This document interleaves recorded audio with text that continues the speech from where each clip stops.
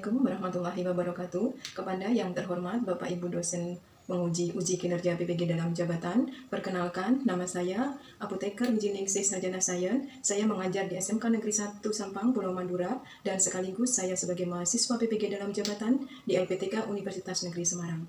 Pada hari ini, Senin 12 Juni 2023, saya akan melaksanakan praktik pembelajaran sebagai syarat uji kinerja dalam jabatan. Untuk saat ini, saya akan mengambil materi obat tradisional di kelas 11 dengan model pembelajaran problem listening. Mohon saran dan masukan dari Bapak Ibu penguji agar pembelajaran saya menjadi lebih baik. Terima kasih, selamat menyaksikan. Wassalamualaikum warahmatullahi wabarakatuh. Assalamualaikum warahmatullahi wabarakatuh. Waalaikumsalam warahmatullahi wabarakatuh. Gimana kabar anak-anak hebat? Alhamdulillah. Alhamdulillah. Mana semangatmu? Ini Semangatku. Oke.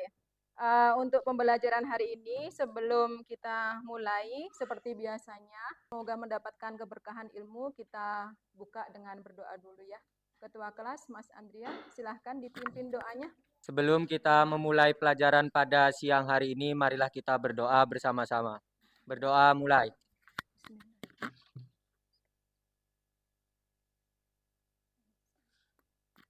Berdoa selesai. Terima kasih Mas Adrian. Coba akan absen dulu ya. Semuanya masuk ya nak ya?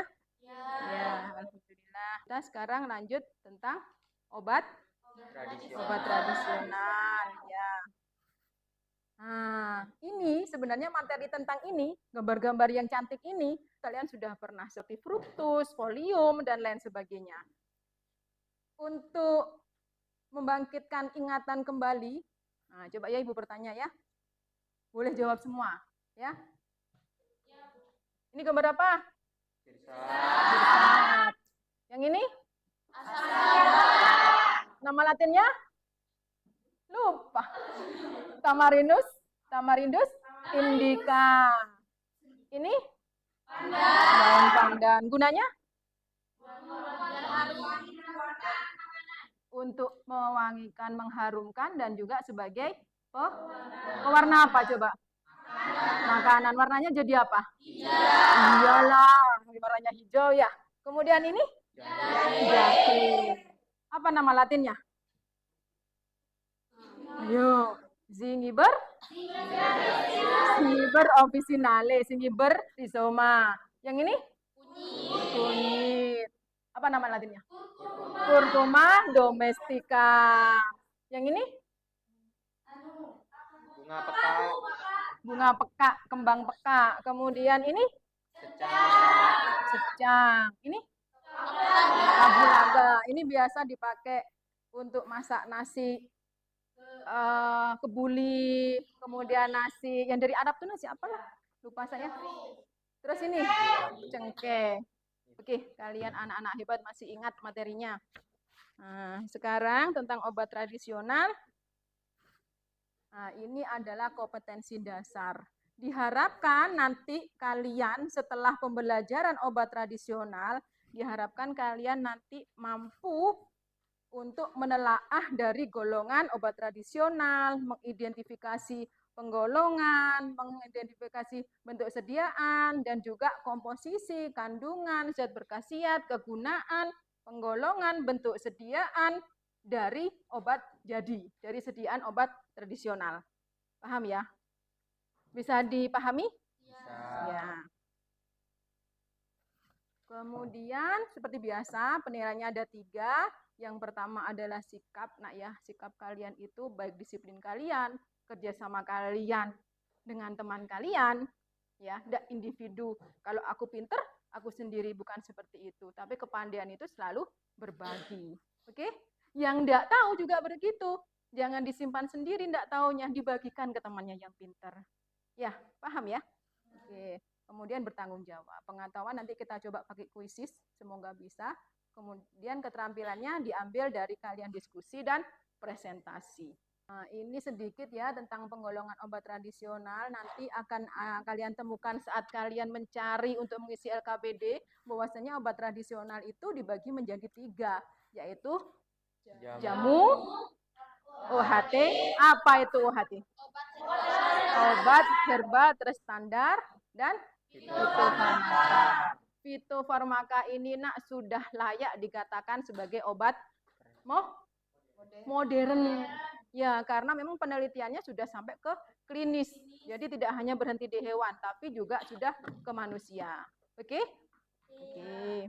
Nah, nanti masalah yang kalian akan pecahkan di LKBD, di lembar kerja kalian adalah ini. Nanti Ibu akan memberikan kalian permasalahan berupa ini. Jadi Ibu sudah bawa beberapa jamu, beberapa obat tradisional, bukan jamu ya, obat tradisional. Nah, nanti kalian ini disuruh untuk ini semua. Mengidentifikasi komposisi yang ada di sini, mengidentifikasi kandungan dari komposisi, kemudian mengidentifikasi kegunaan dari zat berkhasiat yang ada di kandungan. Oke? Kemudian mengidentifikasi ini golongan apa? Jamu kah, UHT kah, atau fitofarmaka. Nah, kemudian bentuk sediaan, cair atau serbuk atau kapsul atau dan lain sebagainya. Nanti dicari ya, diselesaikan LKPD-nya. Kemudian cara pemakaian itu sehari berapa kali minumnya. Kalau memang obat gosok berapa kali gosoknya, gitu ya. Ngerti ya? Kemudian mengidentifikasi cara pembuatan. Literasi semua ini kalian. Kalian nanti cari untuk menyelesaikan LKPD-nya, boleh dari Google Net, boleh dari link bahan ajar dari Ibu, boleh dari Google Plan, ya. Oke, lanjut. Nah, ini ya untuk kelompok 1 itu teh celup pegagan. Sebenarnya pegagan ini tanaman yang terbuang. Indonesia itu kaya sekali tentang tanaman obat. Cuma kita sebagai orang Indonesia belum menggali sepenuhnya kandungan yang ada di Indonesia. Kemudian kelompok 2, parcok. Parem kocok. Kenapa disebut parem kocok? Karena sebelum dipakai harus dikocok dulu untuk menghomogenkan dari kandungannya. Karena ini bentuknya suspensi, nak. Suspensi itu ada 2 fase, apa? Loh, itu emulsi. Kalau suspensi, yes, jadi di situ cair dan padat. Otomatis kalau lama disimpan, dia akan mengendap. Agar bisa homogen lagi harus ya, betul, bagus sekali. Kemudian yang ketiga ini adalah granulasi jahe. Yang keempat apa? Ya, Stimonoforte yang kelompok 5 dapat diapet. Sekarang kalian belum tahu memang apa kegunaan dari macam-macam ini semua dan apa sih sebenarnya kandungannya. Nanti diharapkan setelah kalian usai dari pembelajaran ini kalian tahu itu semua. Siap untuk tahu? Siap. Mana semangatmu? Ini semangatku. Yes, terima kasih. Kemudian ini LKPD-nya. Ibu akan bagi ya. Tadi balik lagi ke pegagan. Silahkan ke depan, nak, untuk ambil LKPD-nya. Pegagan Mbak Riris ya. Ya. Langsung. Iya. Nah ya. Enggak. Ya. Iya Mbak Rida nulisnya. Ya, untuk mencari nama Latin juga ya. Nama Indonesia. Biasanya di jamu itu karena dianggap itu sesuatu yang rahasia, ya, rahasia oleh pabriknya. Biasanya mereka itu pakai nama Latin. Bukan nama Indonesianya. Biar kalian tidak bisa nyuntuh. Nah, kan itu tugasnya juga untuk mencari nama Indonesia. Assalamualaikum warahmatullahi wabarakatuh. Waalaikumsalam warahmatullahi wabarakatuh. Jadi di sini kita akan menjelaskan tentang obat tradisional teh celup pegagan. Nah, ini gambar dari sediaan teh celup pegagan. Posisinya yaitu ada nama Latin Centella asiatica, nama Indonesianya daun kaki kuda, dan beratnya 2 gram. Berat untuk masing-masing kantung, masing-masing dari kantung teh pegagan. Khasiat obatnya yaitu bisa mengatasi gangguan kesehatan kulit, menurunkan risiko pembekuan darah, mengobati penyakit hati dan penyakit Alzheimer. Penyakit Alzheimer. Jadi yang pertama ada golongan obat yaitu jamu, yang kedua bentuk sediaan yaitu teh celup atau simplicia kering, yang ketiga cara pemakaiannya. Diminum 1-2 kali sehari, seduh dengan air panas, biarkan sampai air kecoklatan dan tambahkan gula sesuai selera. Ini adalah cara pembuatan teh celup pegagan. Yang pertama, daun pegagang dicuci sampai bersih. Yang kedua, kemudian dijemur dalam ruang terbuka, hindari matahari langsung. Yang ketiga, kemudian kecilkan ukuran partikel dengan cara di blender atau digunting. Yang keempat, timbang masing-masing ke dalam kantong sebanyak 2 gram. Dan yang terakhir, masukkan kantong teh dan masukkan ke dalam kemasan. Assalamualaikum warahmatullahi wabarakatuh. Waalaikumsalam warahmatullahi wabarakatuh. Perwakilan dari kelompok 2 ingin menanyakan penyakit Alzheimer itu seperti apa? Terima kasih. Wassalamualaikum warahmatullahi wabarakatuh. Waalaikumsalam warahmatullahi wabarakatuh. Jadi penyakit Alzheimer itu adalah penyakit yang dapat menghancurkan memori atau mental penting lainnya. Kalau bahasa kita sebagai orang awam itu pikun. Pikun. Tahu ya?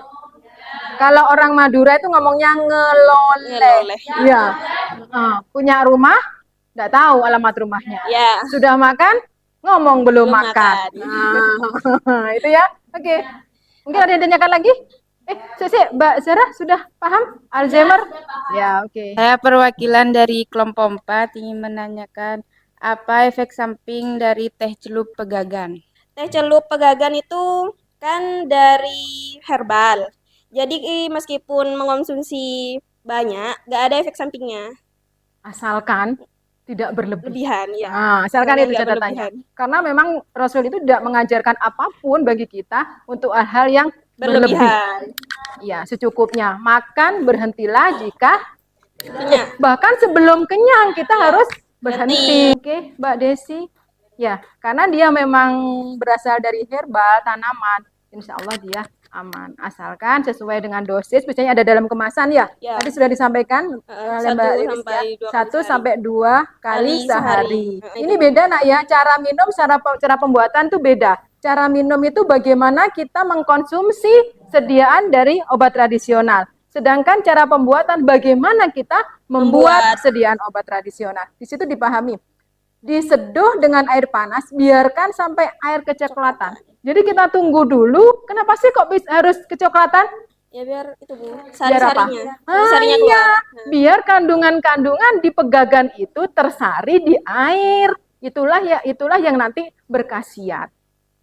Jangan dimasukkan, kasih air panas, minum. Itu lewat. Air putih saja ya. Ya. Paham ya? Oke. Wassalamualaikum warahmatullahi wabarakatuh. Waalaikumsalam warahmatullahi wabarakatuh. Emplos untuk kelompok pegagan. Assalamualaikum warahmatullahi wabarakatuh. Waalaikumsalam warahmatullahi wabarakatuh. Kami dari kelompok 2 ingin mempresentasikan hasil diskusi kami, yaitu obat tradisional Parco.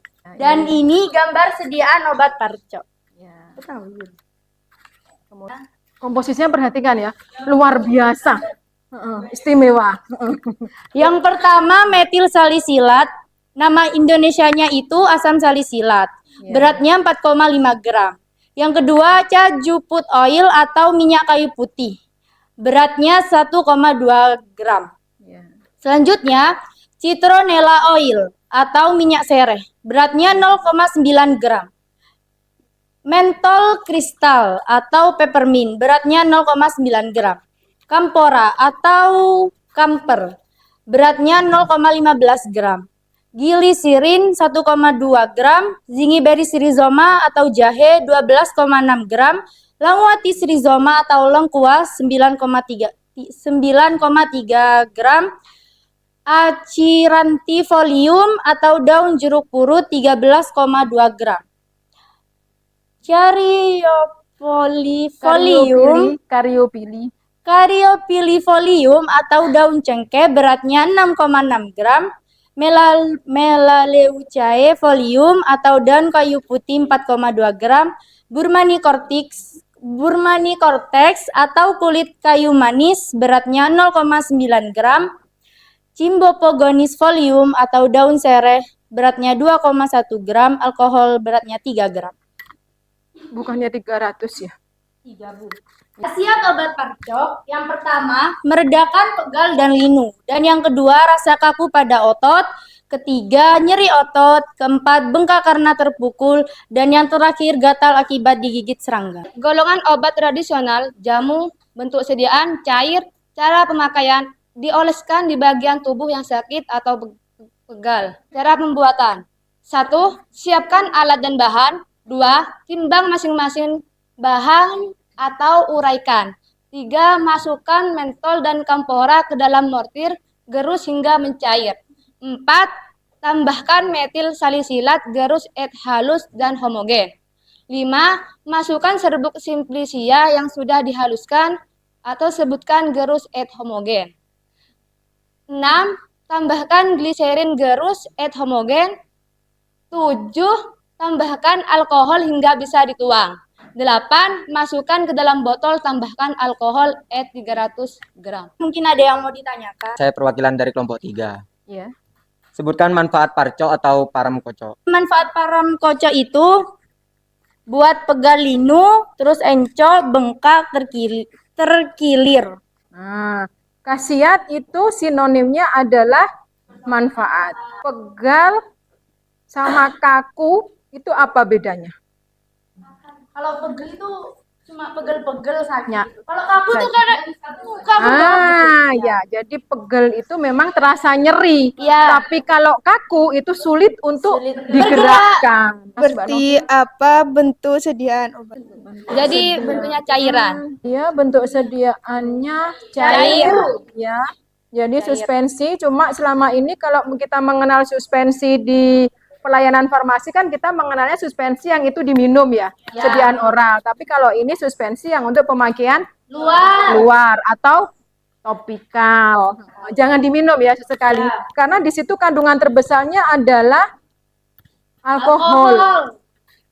Alkohol itu kalau menurut orang Islam sedikit apapun alkohol nilainya adalah haram.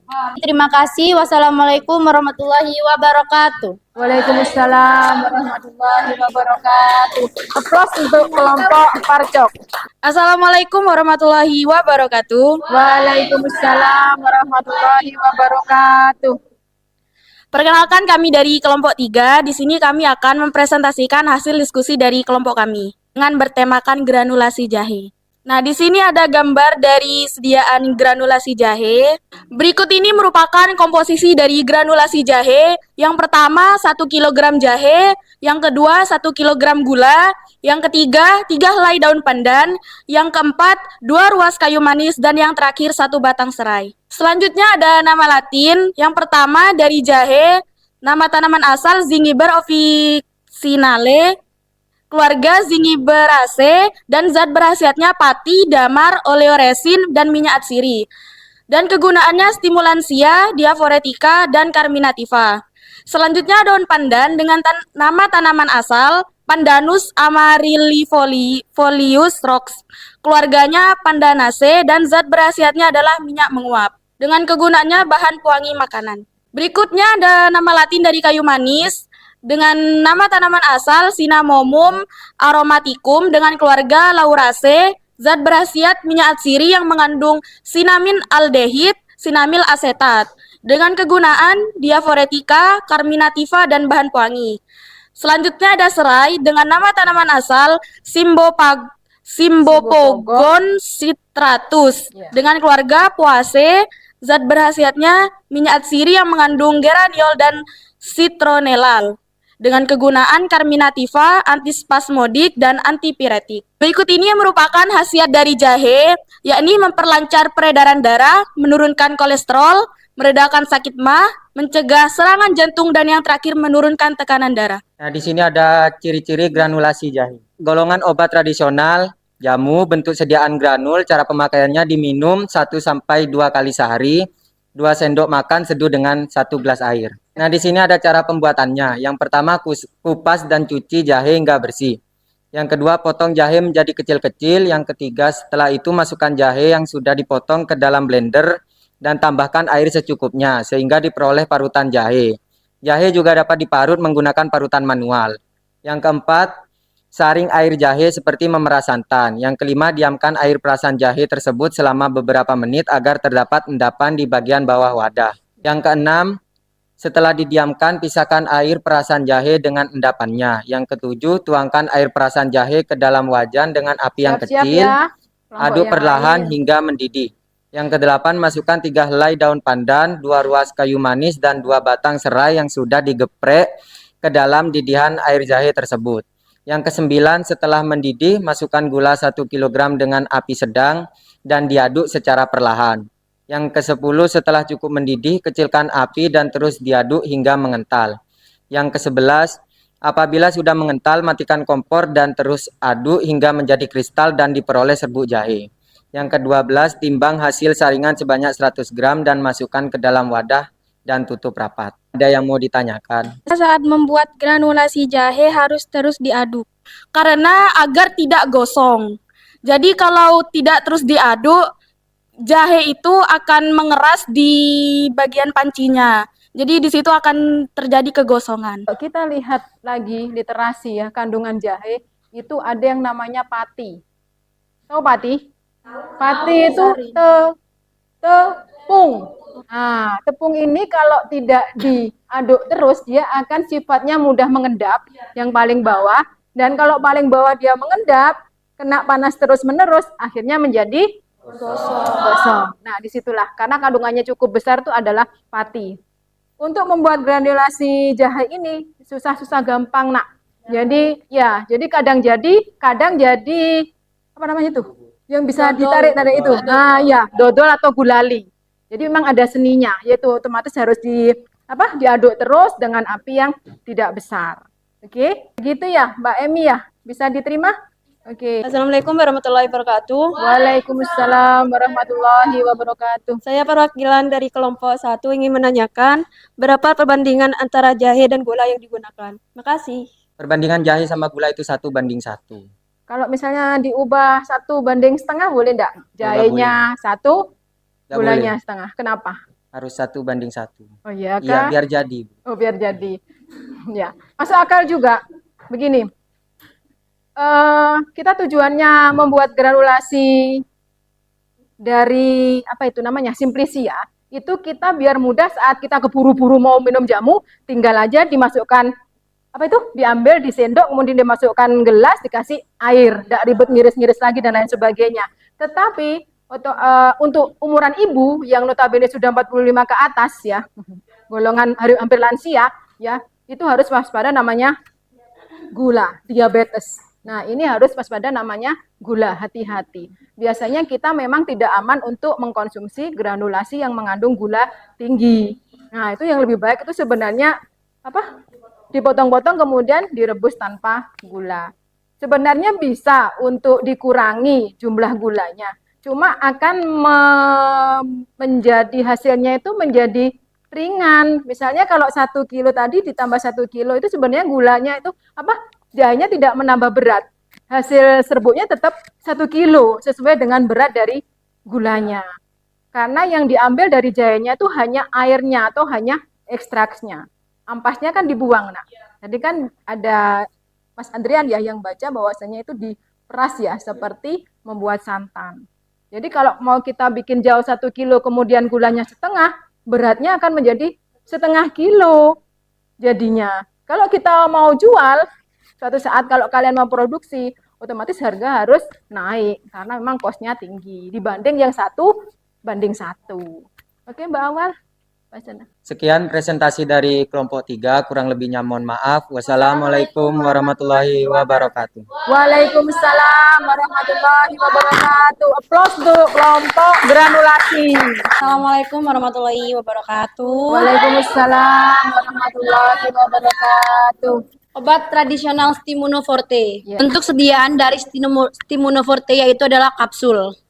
Komposisi dari Stimunoforte adalah tiap kapsul itu mengandung tanaman Phyllanthus niruri sebanyak 50 mg.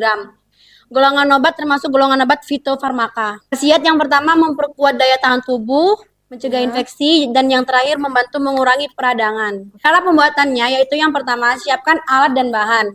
Kemudian timbang ekstrak Phyllanthus niruri yang sudah terstandarisasi. Setelah itu masukkan ke dalam mesin dan isikan ke dalam kapsul.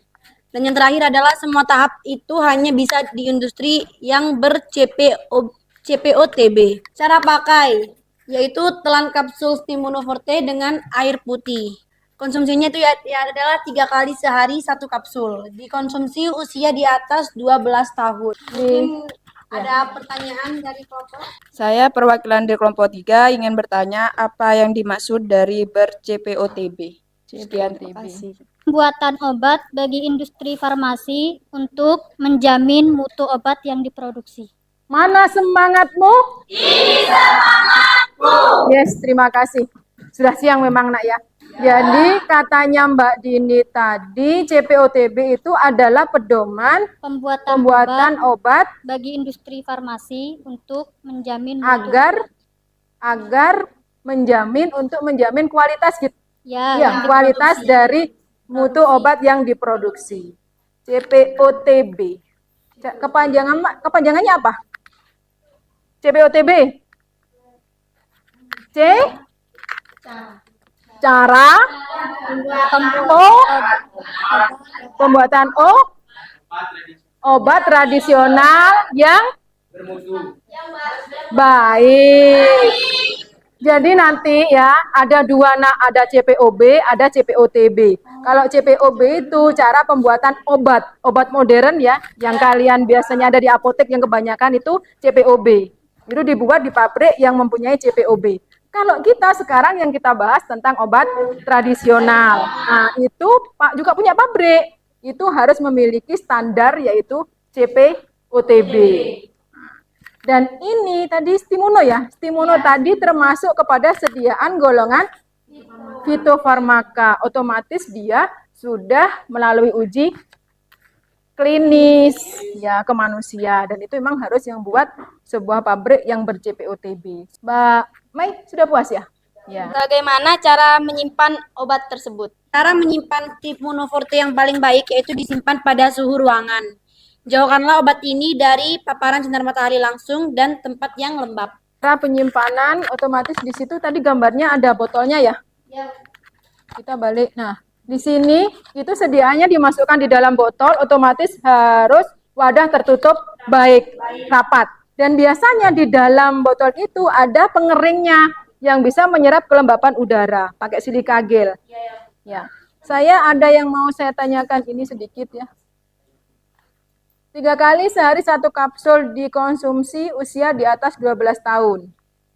Di atas 12 tahun. Sedangkan tadi khasiatnya bagus banget untuk memperkuat daya tahan tubuh. Anak-anak juga sering mengalami sakit. Ini bukan untuk hanya yang ada di depan ya. Tapi boleh yang ada di kursi, di tempat duduk. Kalau anak-anak untuk meningkatkan daya tubuh, boleh enggak pakai Stimuno ini? Boleh.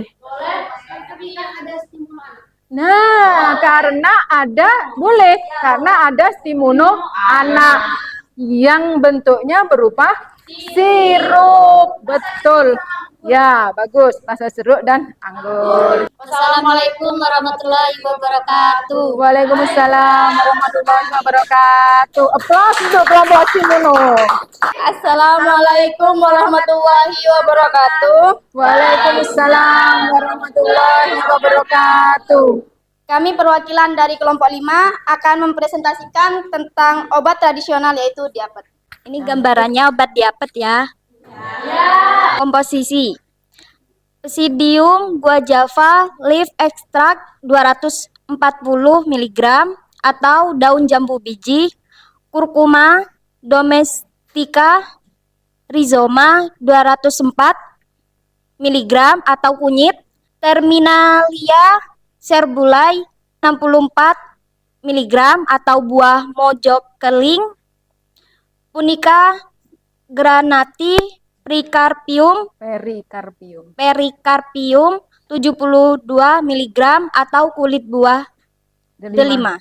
Golongan obat tradisional termasuk golongan obat herbal. Untuk sediaan, yaitu bentuk kapsul. Aturan pakai, dikonsumsi sesudah makan. Khasiat obat, membantu mengurangi frekuensi buang air besar. Ini ada cara pembuatan. Yang pertama, siapkan alat dan bahan. Kemudian, timbang masing-masing simplisia serbuk halus, seperti daun jambu biji, kunyit, buah mojo keling, kulit buah delima. Bahan ini semua sudah harus terstandarisasi. Yang ketiga, masukkan dalam mesin pencampur. Aduk homogen. Yang keempat, masukkan ke dalam kapsul. Kemudian yang kelima, harus memakai CPOTB, yaitu cara pembuatan obat tradisional yang baik. Hanya bisa dibuat di pabrik dengan CPOTB. Sekian dari kelompok kami. Mungkin ada yang mau ditanyakan? Assalamualaikum warahmatullahi wabarakatuh. Waalaikumsalam warahmatullahi wabarakatuh. Kan tadi di penjelasannya itu diminum sesudah makan. Nah, kalau diminum sebelum makan itu apa boleh? Ya, terima kasih. Obat diabetes ini bisa dikonsumsi sesudah atau sebelum atau sesudah makan. Mas kapan konsumsinya? PRN, tahu PRN? Untuk diabetes ini PRN atau tidak? Atau 3 kali sehari, atau 4 kali sehari, atau PRN? PRN, Prorenata. Jika perlu, kapan? Sakit apa? Jika mencret, jika diare. Nah, itu ya. Jadi di sini saya akan menanyakan perbedaan antara obat diabetes biasa sama obat diabetes NR. Perbedaan diabetes NR dengan diabetes biasa terletak pada komposisi. Untuk diabetes NR diberi tambahan atapulgit 42% dan karbon aktif 10%. Tambahan komposisi ini menambah khasiat bila mana terjadi diare akibat keracunan makanan. Diabetes NR efektif untuk mengatasi mencret dan memadatkan kembali fases yang cair. Jadi NR itu apa? Karbon aktif itu sebenarnya apa sih? Nah, arang sebenarnya. Jadi karbon aktif sama atapulgit itu sifatnya adalah menyerap toksin. Tahu toksin? Racun. Nah, tadi dijelaskan oleh Mbak Mau bahwasanya memang ini efektif untuk diare yang disebabkan racun gitu. Kalau yang diabetes biasa ini memang produk awal itu adalah hanya berisi daun apa? Jambu biji. Ya. Jadi sebenarnya kalau kalian diare atau adiknya atau keluarganya diare boleh merebus daun jambu biji. Itu sama khasiatnya, Nak. Oke, di sini saya perwakilan kelompok 3. Ya. Obat diabetes ini kan obat herbal. Ya. Apakah ada efek sampingnya? Efek samping diare itu konstipasi, dehidrasi, sama mual. Jadi diabetes ini notabene adalah saat produk buang air besar kita tinggi, kemudian kita minum ini, itu seperti air mengalir, kemudian langsung ditutup krannya. Seperti itu. Jadi kalau harus banyak minum air biar tidak dehidrasi. Kemudian jangan langsung di stop karena ini memang berbahaya, akan membentuk bulk, akan mengeras. Ya. Jadi ini PRN, Prorenata, tidak boleh dipakai berlebih juga. Oke? Biar tidak menimbulkan efek samping.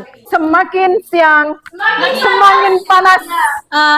Ya. Anjuran untuk minumnya itu untuk usia berapa? Apakah ada juga diabetes untuk anak? Kalau bayi yang dikasih yang tadi itu nggak boleh. Untuk anak kecil itu khusus. Untuk anak kecil itu ada lain, sirup. Bentuknya Sediaan sirup. Ya. Sebenarnya kalau bayi, ini biasanya untuk umur 12 tahun ke atas, Nak, ya. Jadi 12 tahun ke atas itu notabene sudah sesuai dengan umur anak orang dewasa. Jadi boleh. Tetapi kalau di bawah itu, diare itu tidak selamanya harus diobati. Karena kadang diare itu memang proses tubuh secara spontan untuk mengeluarkan racun. Jadi jangan di stop. Selama diarenya 2-3 kali, biarkan saja. Kecuali kalau sudah cair. Tapi saat diare kalian jangan lupa. Harus banyak minum. Terutama minum air putih. Ada lagi apa? Buah vita. Apa lagi? Tahu Oralit? Kandungannya apa Oralit? Gula dan Garam. Nah, kalau diare perbanyak itu. Kalau anak bayi biasanya dikasih LBO. LBO ini yang menormalkan sistem pencernaan. Tidak langsung dikasih obat diare, karena nanti dia akan berhenti langsung terkunci. Oke, konstipasi seperti yang dikatakan Mbak Novi. Sembelit. Nah, menyusahkan, semakin menyusahkan. Standarisasi itu apa? Penyesuaian bentuk, ukuran, kualitas, dan sebagainya. Jadi seperti ini. Kalian sudah pernah buka Farmakope Indonesia? Nah, obat tradisional juga memiliki farmakope, namanya farmakope herbal. Itu ada di linknya Ibu, ada. Di pembelajaran linknya Ibu itu ada. Nah, di farmakope itu ada yang namanya kalau kulit kayu manis yang baik, yang tidak rusak, harus berwarna ini, kemudian seperti ini, lah itu namanya standarisasi. Kalau tidak seperti itu, berarti rusak. Tidak bisa dimanfaatkan. Begitu. Ada standarnya. Jadi kondisi nyata kita bandingkan dengan standar. Jika sama, maka terstandarisasi. Begitu Mas Fahmi? Bisa dipahami? Ya. Sekian presentasi dari kelompok kami, kurang lebihnya mohon maaf. Wassalamualaikum warahmatullahi wabarakatuh. Waalaikumsalam warahmatullahi wabarakatuh. Aplaus untuk kelompok terakhir. Mana semangatmu? Jadi sebenarnya setelah kalian literasi itu tadi nak, kalian akan bisa menjawab ini sebelum Ibu jelaskan.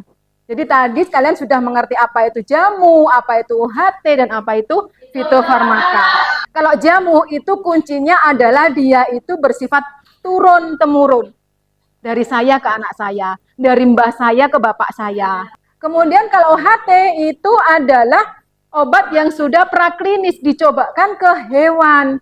Nah ini, uji praklinis. Biasanya dia pakai mencit. Mencit itu tikus putih atau kekelinci. Ya, itu. Kemudian jangan lupa bahan bakunya sudah terstandarisasi. Sudah ada syaratnya. Kalau tidak masuk ya tidak bisa dipakai. Dan ini yang punya adalah sebuah pabrik. Kalau ini dapur rumah. Bisa. Ya. Kemudian fito itu balik lagi kalau dia UHT praklinis, kalau fito sudah uji klinis. Bahannya terstandarisasi yang jelas. Semua harus aman. Kalau tidak aman tidak boleh. Sama. Kemudian khasiat empiris, turun-penurun. Kalau ini harus praklinik, kalau yang fito klinis. Ya, ini bedanya antara jamu OHT sama fito. Paham ya? Kemudian ini memenuhi syarat mutu. Kalau sudah berkapang, berjamur, simplisianya ya jangan dikasihkan meskipun itu buat jamu. Masa kalian diseduhkan jamu yang berkapang mau? Enggak kan?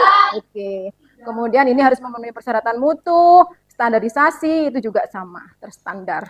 Nah, tadi kenapa kalian kok bisa menyebutkan bahwasanya Stimuno itu fitofarmaka, Diapet itu OHT? Karena di kemasan kemudian ini tuh ada logonya dan inilah logonya. Ya, yang ini tuh adalah logonya jamu. Kemudian yang seperti ini jari-jari itu logonya OHT. Kemudian lingkaran yang sempurna itu adalah fitofarmaka. Jadi lebih kompleks ini bentuknya. Paham ya nak ya? Paham. Apa yang bantu kesimpulan? Kesimpulannya adalah yang pertama itu bisa mengerti tentang obat-obat tradisional. Oke. Baik, yang kedua yaitu bisa paham tentang penggolongan obat-obat tradisional. Dan yang terakhir bisa tahu cara membuat sediaan obat tradisional. Obat tradisional itu apa? Nah, kita paham kan? Ya, paham. Atau belum paham? Paham. Kemudian yang kedua tentang golongan itu mana yang masuk jamu, mana yang masuk OHT, dan mana yang masuk itu. Yang ketiga cara pembuatan. Jadi kalian sampai rumah ya, jangan berhenti di sini, digali itu nak, digali kekayaannya bangsa Indonesia itu cukup banyak. Nah sekarang kita masuk ke kuisis. Silahkan siapkan. Siap, mulai.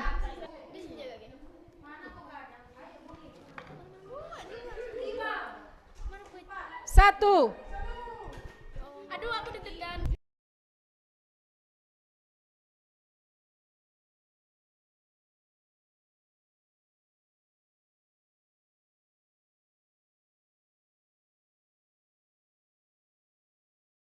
alhamdulillah kita sudah sampai melewati tahap evaluasi dengan semangat. Terima kasih. Kemudian refleksi. Ayo konsentrasi lagi, refleksi. Ada pembelajaran hari ini, materi apa yang kalian paling sukai? Jadi yang seru itu kita saat mengisi LKPD. Ya. Kemudian juga barusan kuisis. Nah, saat presentasi juga ada semangat. Terima kasih. Kemudian ada pembelajaran kali ini, materi apa yang paling sulit kalian kuasai? Teori ya? Teori. Nama Latin. Tadi ya sempat beberapa yang saya rangkum dari presentasi kalian. Tulisan di dalam presentasi itu banyak nama Latinnya kan nak ya? Di dalam nama Latin itu ada aturan tata tulis nama Latin. Harus ditulis garis miring. Jangan lupa itu. Kemudian kan di situ ada genus dan spesies. Genus harus huruf besar, spesies baru huruf kecil. Kata yang kedua. Oke, paham? Next time ya jangan gitu lagi, gitu loh maksudnya. Oke. Kemudian pembacaan atau pelafalan itu memang sulit. Tapi kalau kita semakin sering kita membaca itu semua akan mudah. Ya, Melaleuca, Leucadendra. Terus tadi Aurantifolium seperti itu. Coba intinya harus sering latihan membaca itu. Oke? Ya. Kemudian ditelan. Tadi ada apa ya ditelan gitu? Diminum. Kayaknya kalau ditelan tuh gimana gitu. Bahasanya ditelan ya. Jadi diminum, jangan ditelan. Materi selanjutnya adalah olea pinguia. Olea pinguia itu apa? Minyak lemah. Mana semangatmu? Terima kasih. Rentetan ya demi rentetan, tahap demi tahap terlewati dengan sempurna. Terima kasih ya nak ya atas semangatnya. Semoga pembelajaran hari ini mendapat keberkahan ilmu ya dan bermanfaat bagi kalian untuk masa depannya. Ya, sebelum diakhiri seperti biasa ditutup dengan doa dulu ya. Silakan Mas Adrian. Sebelum mengakhiri pelajaran pada sore hari ini, marilah kita berdoa bersama-sama. Berdoa mulai.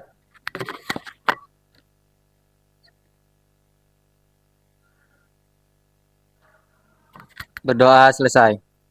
Memberi salam. Assalamualaikum warahmatullahi wabarakatuh. Waalaikumsalam warahmatullahi wabarakatuh. Ibu ucapkan sekali lagi terima kasih dan hati-hati ya saat kalian pulang nanti. Assalamualaikum warahmatullahi wabarakatuh. Waalaikumsalam warahmatullahi wabarakatuh.